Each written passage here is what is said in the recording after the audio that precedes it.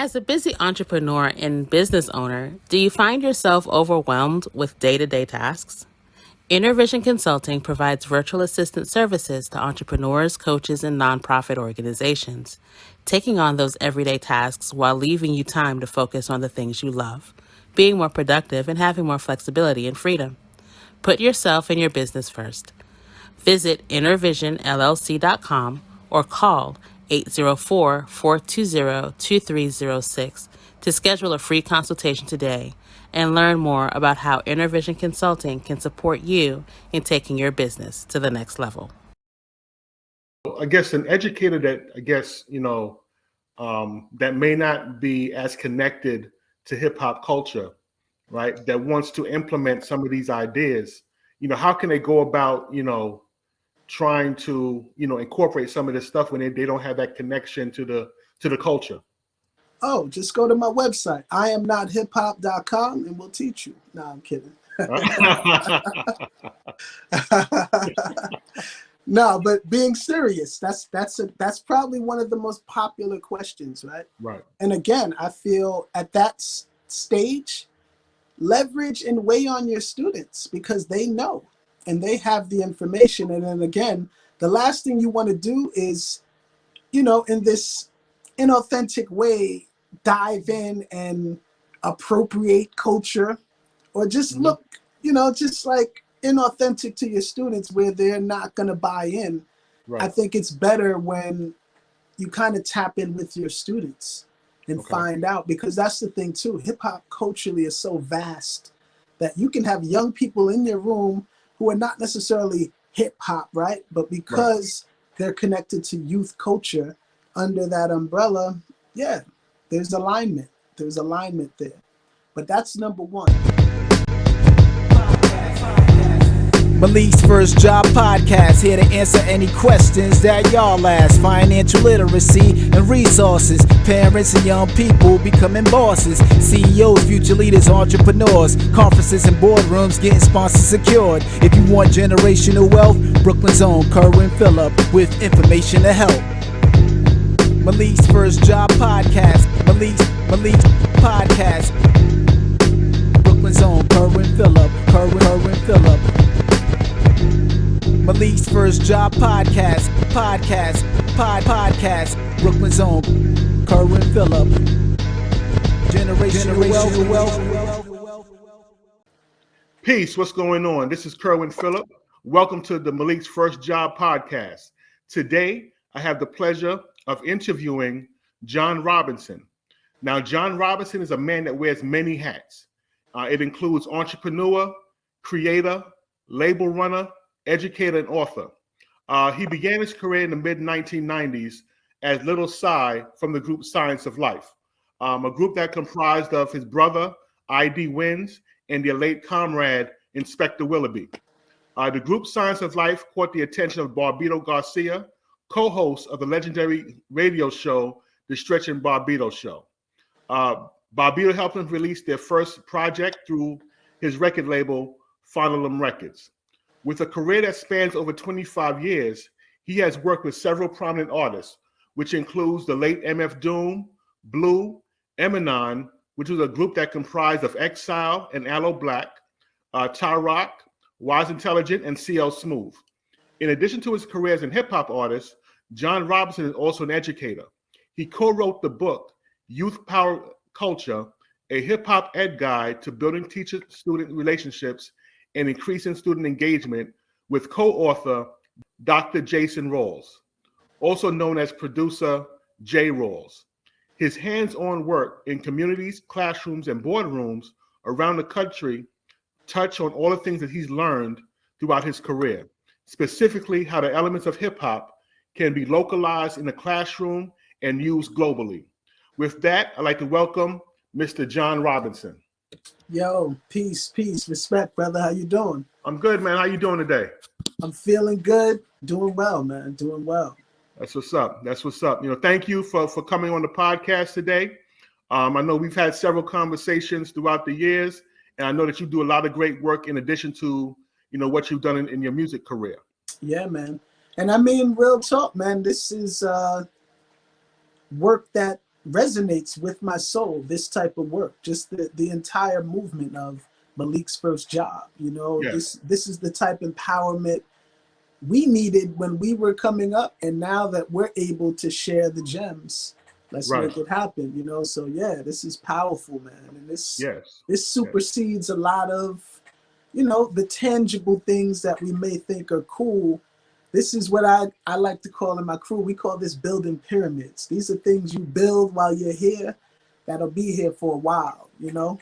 When Yes, you're sir. not here no more, they still stand the test of time. So, you know, salute to you and glad to be here. Yes, sir. Yes, sir. So I know, again, oftentimes when you do podcasts and interviews, they speak about your music career. But today I want to focus in on your project that you did recently, the Youth Culture Power Book that you co-wrote with Jay Rawls. Right? Absolutely. And in Absolutely. addition to this book, there was also a CD that came along out with it at the same time. Yes. Right? The album. Yes. Yeah, the album, right? They had Tiffany Page, Sadat X, Wordsworth, and a few other artists. Actually, I was listening to it today in preparation for the interview. Dope. Right? Dope. Yeah. So kind of talk about this book right here. Yeah. Bringing it back to the foundation of that book and creating that book, it was two-sided, right? It was my entering in to education, really as a teaching artist at the time. And at the time, I was really working more of the creative side of my talents, you know, as it relates to sharing jewels with writing and performing and recording and production, etc. And that's where it began. But then in New York City, there began to sprout all these pretty innovative scenarios of education tapping into particularly high school classrooms and working to inspire super seniors who were stuck in high school and couldn't graduate because they couldn't pass these statewide exams. Right. And or you failed it so many times, you just you were basically at a point where you just were shut down. You know, your spirit was broken. That's the best way to put it. Your spirit was broken, you were shut down. You no longer believe you could do it. So we were using literally hip hop's cultural nuances as it relates to music, as it relates to theater, as it relates to just cultural affluence, pop culture references, etc., to connect to these concepts, to make them more palatable for the young people that they were landing on. And that was really the entry point into really being in the field and learning the things and the intel that's in that book. So a lot of what's in that book was really understanding better, how do you better these student-teacher relationships? What's that fabric like? What does it look like in real time, no matter what person you are, whether you look like your students or not? You know, because as we know, there's teachers who look like their students and there's still issues within their classrooms. Right. And they're still trying to figure out, oh, how do I better manage my class and get a better flow in classroom community? So these are things that supersede even color and race, you know? Right. And these are the things that I was learning. So that was really the start of it, is to put these experiences in a book, the wins and the losses, because that's the thing. I want people to understand, like, when we speak of a lot of the strategies and things in the book, we speak them fluidly, but shoot, it's been close to 10 years now since those things were implemented and the lessons that were learned. You know, it spanned over a decade of just like learning, but not just learning real time from experience, learning by reading and studying and taking in things. And that's when Jay Rawls and I began to connect outside of just doing music, because Jay Rawls is also an educator. He's a doctor of education and has been in K-12 education for about 15 years and then higher ed for some time as well. So he started to pass me a lot of articles, things like that. My wheels started turning in terms of just challenging what I was doing. You know, things that I started to read about, like just understanding that classroom management is less about managing your class and being vocal and more Right. about your attitude and how much you know about who's in the classroom. Wow. You know what I'm saying? So I just begin to empower myself. You know, I'll shout out to Dr. Gloria Ladson Billings. That's one of the OGs in Okay. culturally responsive education, culturally relevant pedagogy, right? You know, Right. shout out to Tandy Hicks Harper, and all of these scholars, right, who just had the gems and been studying the field for a while, and it just continued to grow and blossom. So Right. that's kind of what led to writing that book, is wanting to share my experience as well as, well, our experience, myself and Jay Rawls. And Right. Jay Rawls, a lot of his dissertation research landed in the book as well. You know, Okay. just writing a dissertation, he was landing a lot of research that aligned with our concepts and themes in the book, like the Right. care of ethics, Nell Noddings, you know, relational pedagogy, and just all these different things that he's been studying and was able to share with me, and just kind of aligned with where we were. So, Okay. yeah. Okay. Okay. So I know you spoke about, I guess, you know, being a disconnect between student and teacher, right? Whereas you have these what you call super seniors and kids that were having some difficulty in school. You know, what do you think is like some of the main challenges that cause, you know, to have this type of student in the classroom? I think it's really about young people in the classroom understanding and easily knowing that you see them and you hear them. Okay. And you're vibing with them. You're in tune with who they are. And ultimately, you showing them that, yeah, you see their value. You know, a lot Okay. of times there's this dynamic where, as the educator, we're not easily letting the young people know. We see your value. We know that these things that you're connected to in pop culture, in your world of youth culture, are really valuable. And, you know, Okay. we're with it too. We're tapped in, whether we're parents, etc., and our kids are doing that, or we're just one of those educators who stay in tune just because we know how important it is to the students.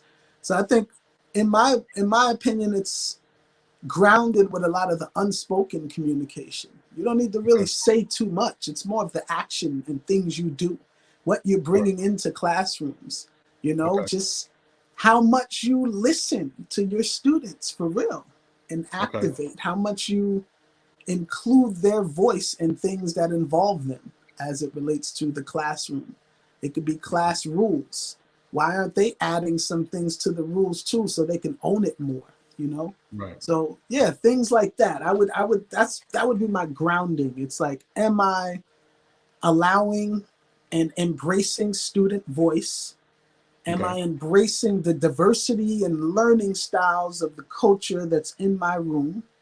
Right. You know, like, really, am I understanding that, okay, just because they're both melanated brown boy and girl, that doesn't mean that they're of the same culture. That's how many nuances it is. You could be in Brooklyn, New York, and Jerome is from Brownsville, right? Right. But Natasha is from East Flatbush. Two totally different cultures. But Right. they, you know, so it's like, I mean, to give an example, it's that nuanced. So it's like you have to be open-minded to that, you Wow. know, and open to that. I feel, and it's really, it sounds more difficult than it is, because the jewels that you're looking for and all the information you need, the students have it. Right. You know what Right. I'm saying? They're the creators of it. The youth culture things that we trying to tap into, they're the creators of it. Right. So let me ask you this. So so what kind of student were you in back in high school and coming up? Did you have that type of teacher that helped to engage you, or what was your experience like going through high school? You know what? That's a great question. It was, I was a pretty solid student. In Okay. 5th grade, basically going into 6th grade, I entered into this program where I went from 6th to 8th grade, Okay. right? And I basically did 6th and 7th in the 6th grade.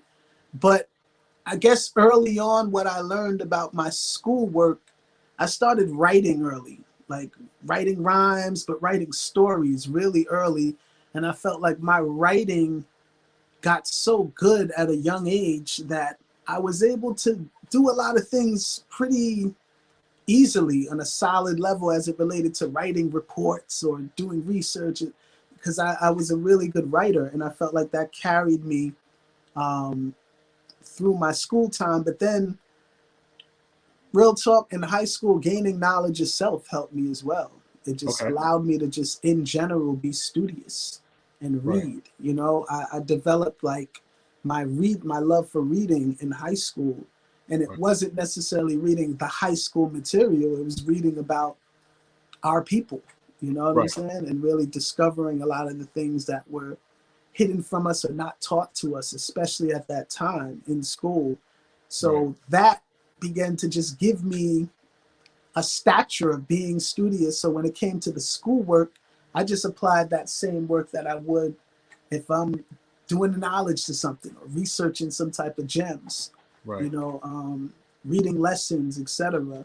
I applied that to the schoolwork. So yeah, that helped. And hip hop helped. Real talk. Hip hop helped.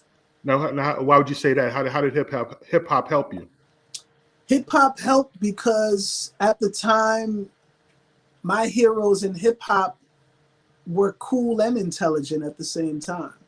They were very fashionable and cool and had a certain vibe and aesthetic to themselves, but they were also intelligent, had information, had jewels, were well read, you know, and just kind of was able to story tell in this dope way. So I felt like bringing that into the school setting helped you want to be both, you know, literally. It helped you want to be both. Yeah, I like girls and I want to be the cool guy in the lunchroom spitting rhymes, but the girls I like kind of had good grades. So I had to make sure that, I was, you know, like I told you, I skipped the grades. So technically I was ahead and I was the younger guy in all my classes in high school. So it was always, you know, kind of an indirect feeling of needing to be advanced or being around advanced people because they were all older than I was. Okay. Now I got to ask you, so that was back in that day and time. Do you see that today? I know you're in the classroom and you hear what the kids are listening to now. Does that element of that motivation to educate and seeing those icons exist today? Not easily, man. I'll say this: when I have seen it or when I see it, usually it goes back to the parents. You know what I'm saying? So usually in this day and time, in my opinion, if I see students who are just like naturally just into the books and studying and just on their vibe without it being a task for real, yeah, it's like it's kind of their parents. They were set up, they were brought up that way. To just, you know, be into it. And it's like, yo, you're not here just to kind of be babysat. You're here to take in information to grow you up and raise you, you know? So I think too, you can tell the difference. And then it's really about how you're delivering the information. To me, that's where the real work comes in. And that's a lot of what's themed here as we're building is how do you allow information that young people don't see themselves connected to become interesting?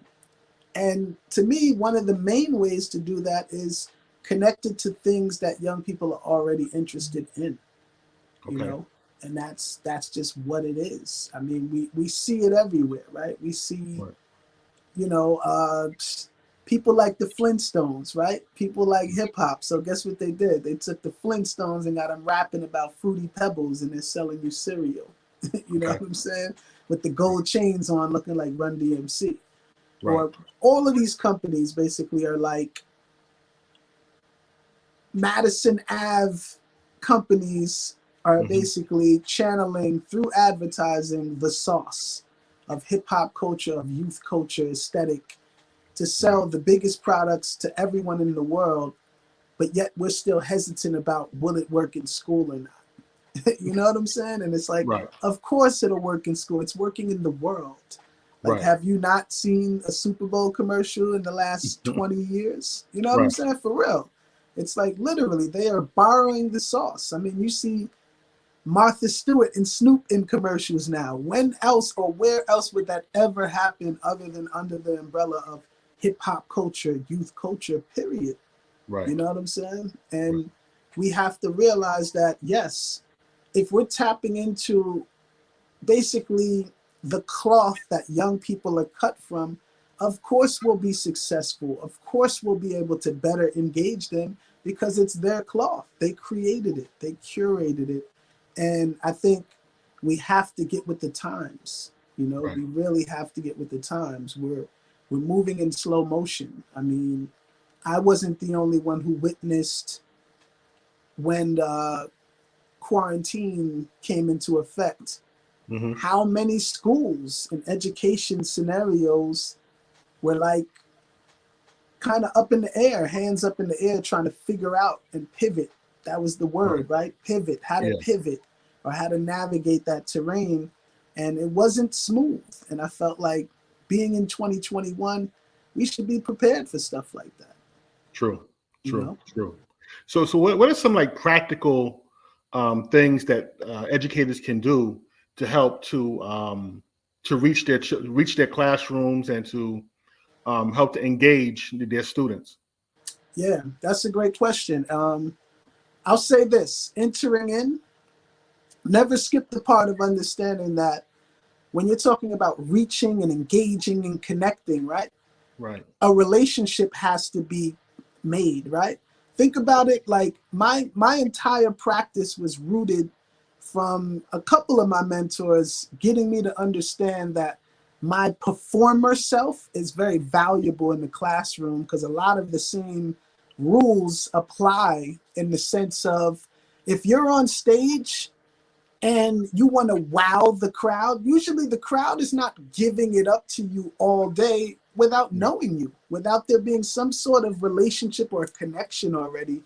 And sometimes they could wow and vibe with you based on just your music being that good and you being able to control the crowd, right? So just like in that, in class, you could come and wow the class and your lesson is that good. Where it's like, whoa, I'm blown, and they're engaged, right? But then the other way to kind of continue that is just really meticulously building up these real connections. And they're like, how do you do that, right? I feel one of the first ways to do that is really self-reflection. Be genuine in where you are, who you are, how you do your thing. Are you doing the best you can do from the educator standpoint? You know, for real, are you extending yourself enough? Are you approachable? You know, seriously, are you an approachable adult that young people would come to for anything? Or is your vibe stopping people from wanting to ask you or approach you for anything? You know, I think it starts there, right? And then as you're making these real connections, a lot of these connections come from, being, creating this safe space and this affable environment where, you know, you are approachable and the students know it because you're literally complimenting, you know, the fact that Raheem got the new book bag and that's a really nice book bag. I like that bag, you know, or, you know, Cindy got a new pair of sneakers and they happen to be some sneakers that blah, blah, blah got, and you like those kicks. You know, just these small touch points, right? But you're building, but then also you're listening, you're learning, and then you're bringing in things and responding to what you're learning from your students indirectly and directly. And I'll explain. Indirectly, in our book, we have a concept called classroom chatter. And what it is it's teaching us, the adults, to say, yo, instead of letting your students walk in class and you shutting them up quickly to get them to, you know, write down the essential question and do the do now, etc. Instead of doing that, you shut up and listen and hear them and hear the chatter and let them express themselves. Hear what's happening, whether good or bad. Hear and measure the temperature of the room.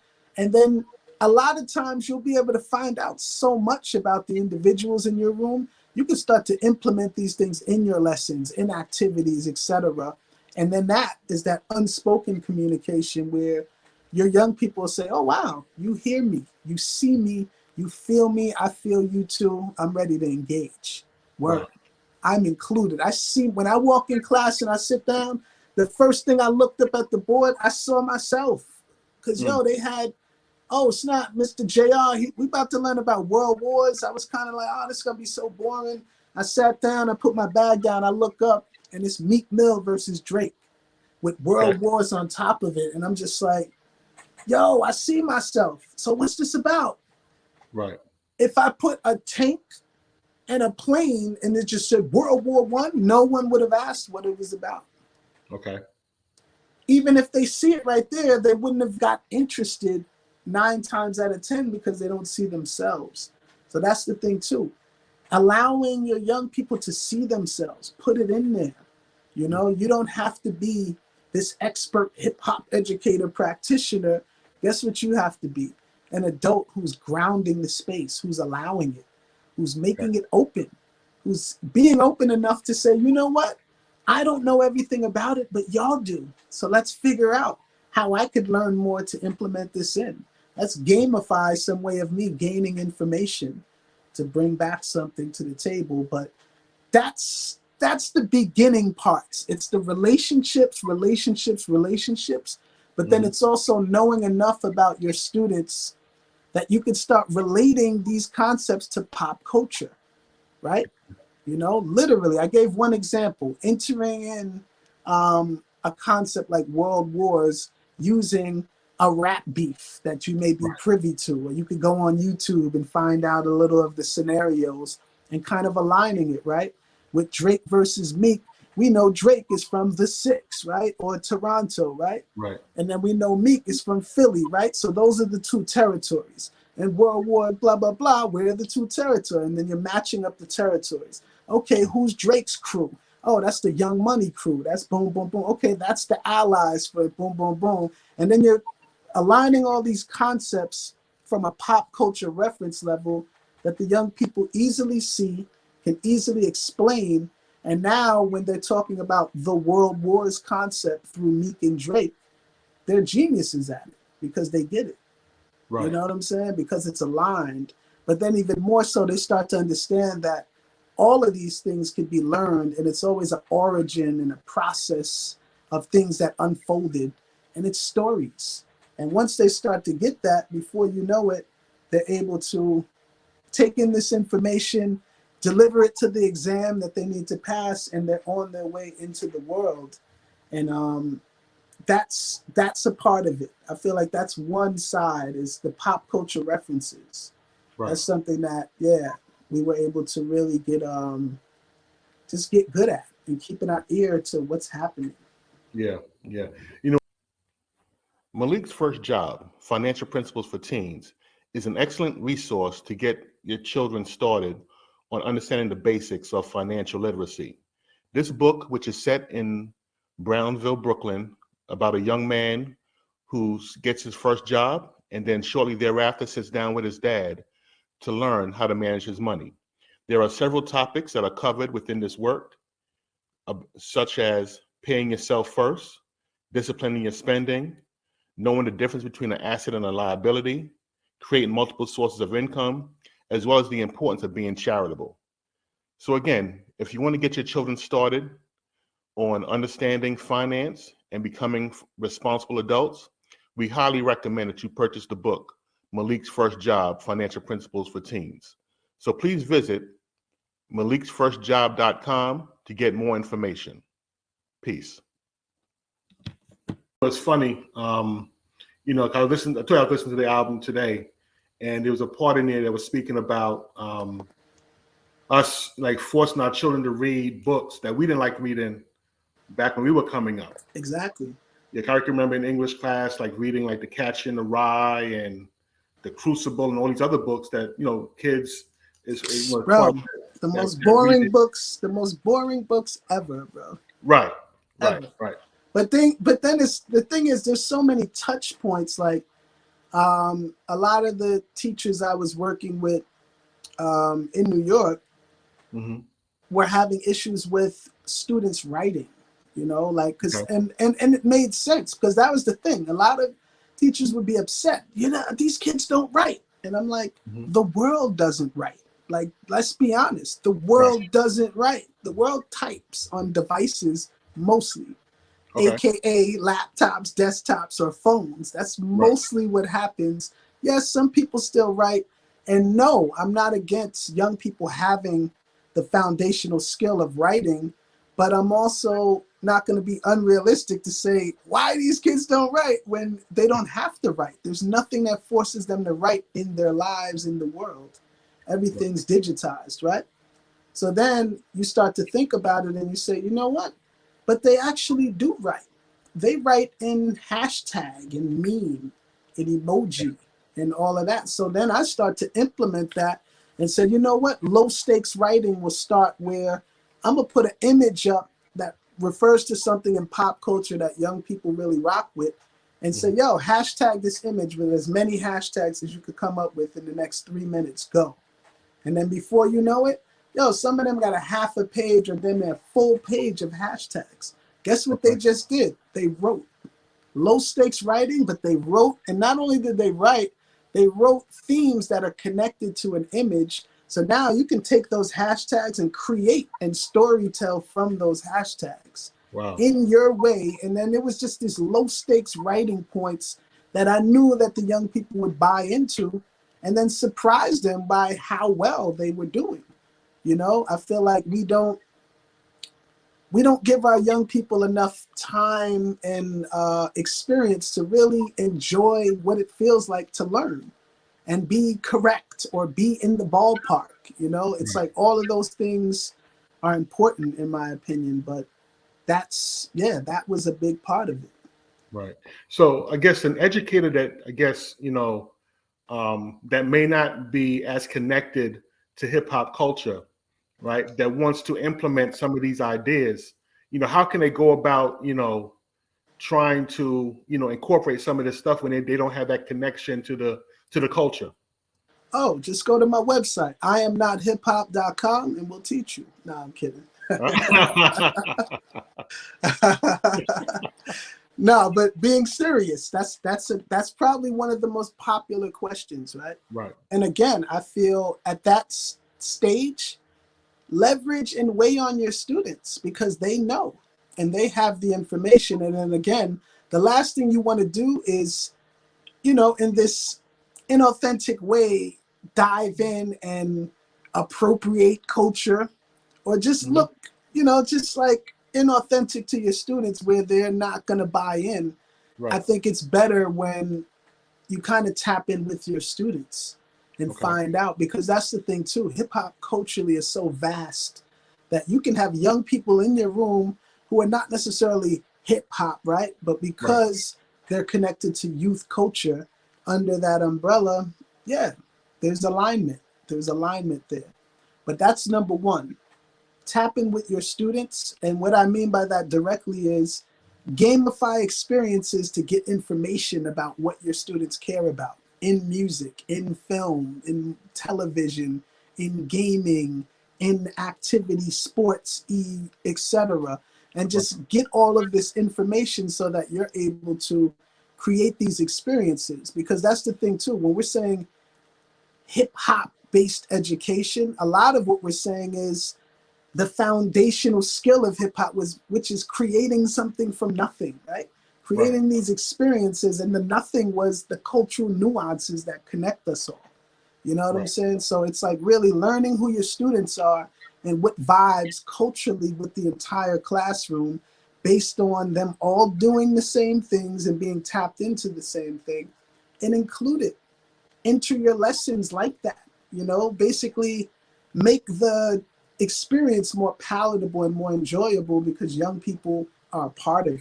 They see themselves easily without a question, Right. So now that's from the teacher standpoint.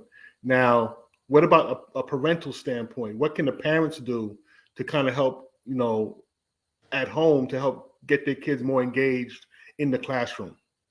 Yeah, I think, in my opinion, I feel like parents, it's a combination of things. I feel like in 2021, if you're a parent who's not financially literate right now, I think it's your duty to gain that intel, become financially literate, at least on a general basic level. That, aligns with your lifestyle. If you have credit cards, know how to use them. Right. Know how to leverage credit cards to better your situation and position. But my point is, I feel like as parents, that's part of your duty at home too, is to be sharing that type of intel with your young people, because a lot of times that's not being learned in school, right? So it's like, to me, that's more leaning into 21st century skills, real things that you can use in the world outside of the school doors. But then outside of that, I think parents, especially in today's world, because everything's so automated, it's kind of easily at younger ages to kind of let go of the duty of just checking in on homework, making sure assignments are getting done, and how's your teacher? How do you feel about these teachers? Are they communicating with you well? Blah blah blah. Let me see the work. Blah blah. And just kind of finding these different ways to encourage learning, and just making learning in general, more of a positive scenario than not. And that's my opinion on the education system on a whole. A lot of times, young people don't have positive scenarios entering in, and it's hard for them to ever fall in love with learning because it wasn't positive. There's a lot of trauma that happens in public school education. Yes. That's something that I realized that I didn't realize until I started teaching several years ago, that sometimes a barrier is that trauma that the kids go through. Absolutely. Because they may come from, rough neighborhoods, or, their home situation may not be the best, and they bring that stuff into school, and they may be acting out. They're not, as fully engaged as they should be. So that's something that's very critical and key in trying to educate our kids, seeing where they are and finding ways to break through that trauma and reach them. Exactly. And as we know, and from ourselves, direct experience, but children around us, all the children we know that we've been around, when children are acting out, 9 times out of 10, they're communicating that something's wrong, something's not right. But I don't know how to articulate and just sit still and tell you, this is how I'm feeling. So I may act out, and these are, at the end of the day, I think a lot of times, especially in the underserved communities, we just deem our young people almost as adults acting out. We almost forget that they're children. Right. They're children. They need guidance. They're still learning. Right. And if they have a lot going on outside of these school doors, we don't need to expect them to shed that as before they walk into the school building and then walk in not as their whole selves either, because that's not fair. Yeah. So before you wrap up, a few last questions. Where do you see the future of education going? Amazing. I see the future of education definitely moving into more of a remote setting, digital setting. And I see it going more towards what I referred to earlier as 21st century education, which is tactical skills that apply to real life scenarios as it relates to finances and real estate and investment, and really understanding those things. But even more so, I see it shifting more into this entrepreneurial space too. There's a lot of, new creative entrepreneurs and family businesses popping up, and people really just trusting and activating their ideas. So I also see that happening. And more than ever, I feel like we're going to be seeing, as we see more than ever, a lot of homeschooling situations, and which is why I've mentioned the whole remote thing. I feel like those entities out there that are kind of developing the ideas around almost looking at remote schooling like universities, right? But for young people, where it's like, I have these different features, etc., that I'm selling to parents to get my, to get these students in my virtual school or my remote school. And I see it really moving there. It's there now, but I feel like we're going to see a lot more options and features and things that just engage young people in a way that is innovative. Wow. Wow. It's great. Great. So, so anyone that's interested in, I guess, in following you and getting more information about your books, your album, stuff like that, how can they reach out to you? Yeah, JohnRobinsonMusic.com is my website. Okay. And then also on the education tip, salute to Dr. Jason Rawls, aka J Rawls. We have a website, itsjayare.com, itsjayare.com.